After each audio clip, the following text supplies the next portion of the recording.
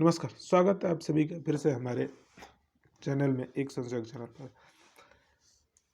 अभी हम लोग एक श्री गुरु जी जीवन प्रसंग और पत्र स्वरूप श्री गुरु जी, यह दो पुस्तकों को लेकर चल रहे हैं। पत्र स्वरूप श्री गुरु जी हमारे ज्वाइन मेंबरशिप वालों के लिए है और श्री गुरु जी जीवन प्रसंग आप सभी के लिए उपस्थित है। आज है आरोपकर्ताओं के प्रति, यानी आरोप जो करते हैं आरोपकर्ता जो है उनके प्रति क्या भावना रखते हैं श्री गुरु जी, उस विषय में देखते हैं। सन 1962 के निर्वाचन के समय की बात है। 1962 में निर्वाचन के दिनों में संघ पर अनेक अनर्गल और निराधार आरोप लगाए जाते हैं, जिसके कारण संशोधकों का उत्तेजित हो जाना सर्वथा स्वाभाविक रहता है। और संघ इलेक्शन के समय में संघ के ऊपर बहुत सारे लगते हैं, आरोप लगते हैं, कई सारे होते हैं, तो ऐसे में संशोधक भी उत्साहित हो जाते हैं और थोड़े से क्रोध में आ जाते हैं, क्रोध में आ जाते हैं। ऐसे आरोप लगाने वाले को न्यायालय के कटघरे में खड़ा किया जाना चाहिए। इस प्रकार का विचार अनेक लोगों के मन में उठता ही है। ऐसे ही विचार बिलासपुर के एक कार्यकर्ता के मन में उठा, जो स्वयं वकील भी था, और वो बिलासपुर के कार्यकर्ता के मन में ये उठा कि उसको सबको भेजा जाए, दिया जाए कुछ पनिशमेंट और न्यायालय में इस पर केस किया जाए, मानहानि का केस किया जाए। उन्होंने हिंदी और अंग्रेजी में छपे पत्रों की एक प्रति श्री गुरु जी के पास नागपुर में भेजी और उनसे न्यायालय में अभियोग चलाने के लिए अनुमति मांगी और श्री गुरु जी के लेटर लिखा और पत्र जो भी आरोप लगा था, जो अपने पत्रिका में लगता है हिंदी और इंग्लिश में, तो उसको भेजा था। श्री गुरु जी ने उनके पत्र का जो उत्तर दिया वह पत्र मराठी में है। उनका अविकल हिंदी अनुवाद यहाँ दिया जा रहा है, यह उसका हिंदी में या ट्रांसलेट करके दिया जा रहा है। नागपुर 16 फरवरी 1962 की बात है, 62 की। उन्होंने पत्र में देखते हैं, लिखते हैं, ऐसे लिखते हैं। परम मित्र सप्रेम नमस्कार। परम मित्र के बाद में उनका नाम था और उनके साथ सप्रेम नमस्कार। आपका पत्र कल प्राप्त हुआ, साथ में मित्रवत श्री उनका नाम यानी के नाम से प्रकाशित पत्र भी अंग्रेजी और हिंदी में एक प्रति प्राप्त हुआ। पढ़कर बहुत मनोरंजन हुआ। उन्होंने कहा हमें आनंद हुआ, बहुत मनोरंजन हुआ पढ़ करके। इस संबंध में न्यायालय में अभियोग चलाना चाहिए, ऐसा आपने सुझाया है। आपका कहना है कि न्यायालय में चलाना चाहिए, ऐसे सुझाया है। वहाँ पर जानकार लोग हैं, आप उनसे आप परामर्श ले सकते हैं। आप वहाँ पर बहुत सारे जानकार लोग हैं, तो उनसे परामर्श ले लीजिए। और जो भी लोकल लेवल पर जो भी बोलते हैं, संघ का काम ऐसे होता है, सामान्य जो कार्यकर्ता और से बातचीत करके आप जो भी निर्णय ले सकते हैं।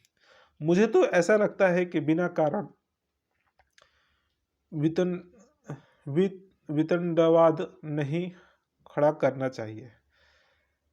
बिना कारण किसी तरह का विवाद या किसी तरह का झगड़े नहीं खड़ा करना चाहिए। होली के समय और चुनाव के वातावरण में लोगों का मन एवं वाणी पर स्वयं टूट जाता है।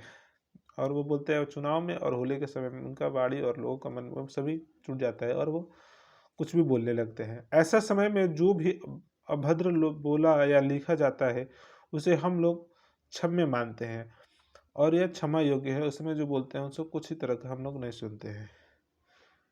धुलेड़ी के समय अंग पर यदि खिड़क पर जाए तो उस संबंध में हम कोर्ट में केस नहीं करते हैं। चुनाव के समय होने वाले अभद्र व असत्य शब्दों का प्रयोग भी उसी कारण मानना चाहिए। मन की संतुलन विहीन अवस्था को पागलपन या अंग्रेजी में इंसैनिटी कहते हैं। ऐसी स्थिति में किए गए पाप के लिए उस व्यक्ति को इंडियन पेनल कोड के अनुसार जवाबदार नहीं मानना चाहिए और ऐसे जो काम कर रहे हैं उसको इंडियन पेनल कानून के अनुसार उसको जवाबदार नहीं मानना चाहिए। सिविल लॉ में भी ऐसी मानसिक अवस्था में किए गए व्यवहार को बंधन कारक नहीं रहते, ऐसे मान्यता है। हमारे मन में दुखित करने वाले बातें जिन मानसिक अवस्था से इन व्यक्तियों द्वारा की गई होती है, उस मानसिक अवस्था को चुनाव के सन्निपात ज्वर में ही निर्मित हुआ असंतुलता ही स्थिर होने के कारण यह एक प्रकार का पागलपन की ही अवस्था है। अतः उनके इस मानसिक रोगावस्था के लिए उनके प्रति दया भाव धारणा करके उनके अभद्र शब्दों की अपेक्षा कर दे, यही मुझे उचित प्रतीत होता है।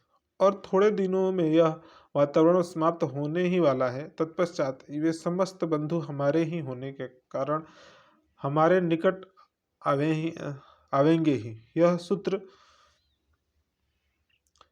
दृढ़तापूर्वक मन में रख कर जो योग व उचित लगे वह करना चाहिए। बाकी सब कुशल है, यह उनका करना है।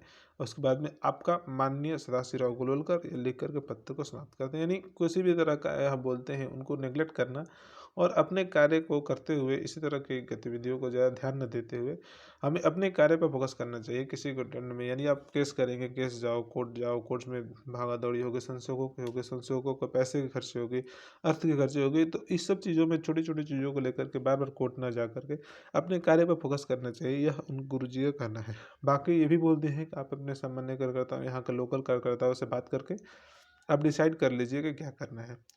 श्री गुरु जी का यह पत्र जहाँ एक ओर कार्यकर्ताओं को संयम धारण करने की प्रेरणा प्रदान करता है, वहाँ दूसरी ओर श्री गुरु जी की शालीनता, उदारता, सर्वहितैषिता, आत्मविश्वास, संयम का दिग्दर्शन कराता है। ऐसा श्री गुरु जी का चरित्र है, आप इस पत्र में देख सकते हैं।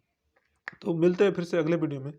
अगर आप चैनल को सब्सक्राइब नहीं किए हैं तो चैनल को सब्सक्राइब कीजिए, लाइक कीजिए और शेयर कीजिए। मिलते हैं फिर से अगले वीडियो में।